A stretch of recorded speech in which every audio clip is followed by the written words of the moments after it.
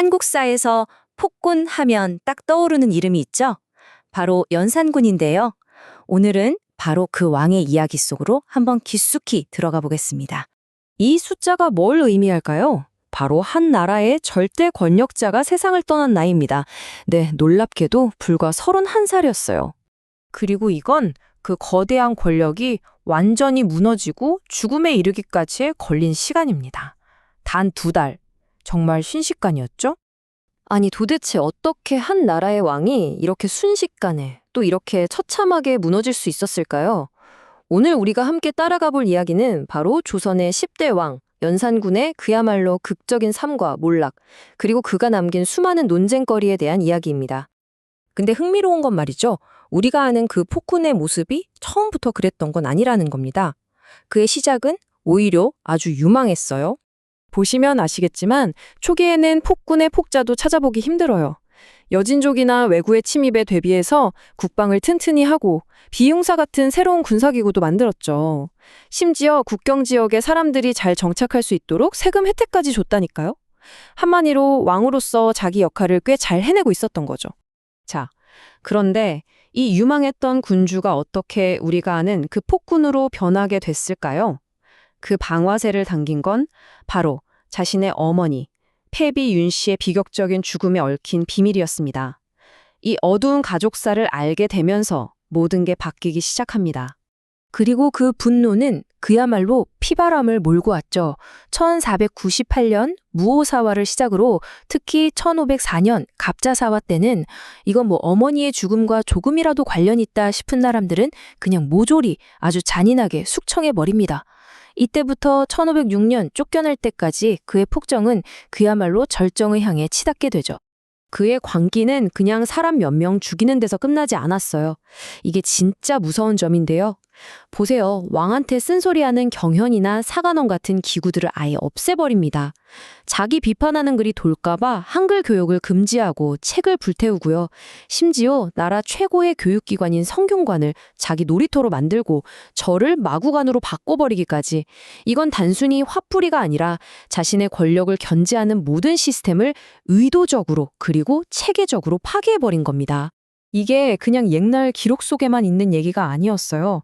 1995년에 진짜로 돌 하나가 땅속에서 나왔는데 바로 금표비였습니다. 여긴 내 사냥터니까 들어오지 마 라고 왕이 박아놓은 출입 금지 표지석이죠. 이 돌멩이 하나가 그 기록들이 전부 피와 살이 있는 백성들의 삶을 짓밟았던 잔인한 현실이었다는 걸 그냥 온몸으로 증명해 주는 겁니다. 결국 이 폭정은 끝을 맞이합니다.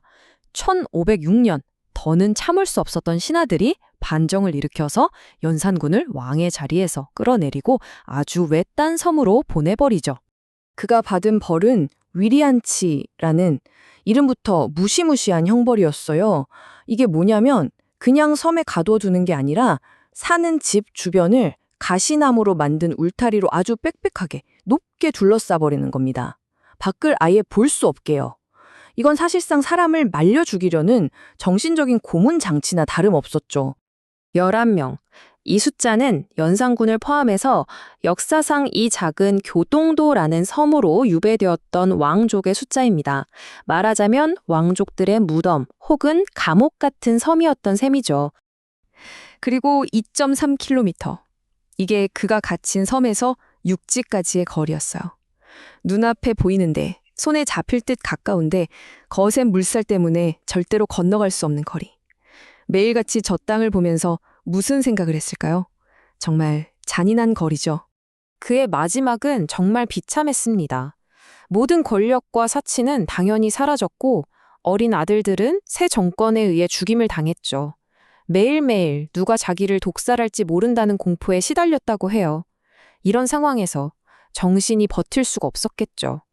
극심한 우울증과 트라우마에 시달리던 그는 결국 몸과 마음이 모두 쇠약해진 상태에서 돌림병에 걸려 허무하게 죽음을 맞이합니다. 자, 그런데 이야기가 여기서 그냥 폭군은 비참하게 죽었다로 끝나면 너무 간단하겠죠? 요즘 역사학계에서는 이런 질문을 던집니다. 연산군은 정말 그냥 미치광이 폭군이기만 했을까? 어쩌면 우리가 모르는 다른 모습이 있었던 건 아닐까 하고 말이죠. 역사는 승자의 기록이다라는 말 다들 들어보셨죠? 연산군 케이스가 바로 그겁니다. 생각해보세요. 쿠데타로 왕을 쫓아낸 사람들이 자신들의 행동을 정당화하려면 어떻게 해야 했을까요? 당연히 쫓겨난 왕을 아주 나쁜, 그야말로 역사에 다시 없을 괴물로 만들어야 했겠죠. 그의 공식 기록이 실록이 아니라 일기라고 불리는 것도 의도적으로 그의 왕으로서의 정통성을 깎아내리려는 의도였다고 볼 수 있습니다. 그래서 그의 행동들을 다시 한번 들여다보는 거예요. 이게 그냥 미친 짓이었을까? 아니면 그 안에 치밀한 정치적 계산이 깔려 있었을까? 예를 들어 한글책을 불태운 건 익명의 비판 여론을 잠재우기 위해서였을 수 있고, 학술기관을 없앤 건 왕권을 위협하는 신하들의 힘을 빼앗기 위해서였을 수도 있다는 거죠. 심지어 어머니를 위한 피해 복수조차 사실은 자신에게 반대하는 두 개의 거대한 정치 세력을 한 번에 날려버리려는 큰 그림이었을 수 있다는 해석도 나옵니다. 그가 마지막을 보냈던 그 섬, 교동도는 지금은 다리가 놓여서 누구나 가볼 수 있는 곳이 되었습니다. 그런데 참 아이러니하죠? 지금 이 섬은 관광지가 되었지만 동시에 불과 2.3km 앞에 북한 땅이 보이는 남북 대치의 최전선이기도 합니다. 연산군이 그토록 가고 싶었지만 갈 수 없었던 그 바다 건너편이 지금 우리에게도 갈 수 없는 땅이 된 셈이죠. 과거의 고립과 현재의 분단이 겹쳐 보이는 아주 묘한 공간이에요. 그래서 그 섬에 있는 연산군 추모비 앞에 서면 이런 질문을 마주하게 됩니다. 그는 정말 그냥 괴물이었을까? 아니면 기존의 시스템을 뒤엎으려다가 실패하고 괴물이라는 낙인이 찍힌 인물이었을까? 아마 정답은 그 둘 사이 어디쯤에 있겠죠. 결국 연산군의 이야기는 우리에게 더 큰 질문을 던집니다. 우리가 배우는 역사는 과연 어디까지가 사실이고 어디부터가 승자의 이야기일까요? 이건 단순히 한 폭군에 대한 이야기가 아닙니다. 권력이란 무엇인지, 복수는 인간을 어디까지 몰고 가는지, 그리고 우리가 얼마나 편향된 기록을 통해 과거를 보고 있는지를 생각하게 만드는 아주 강력한 교훈이죠.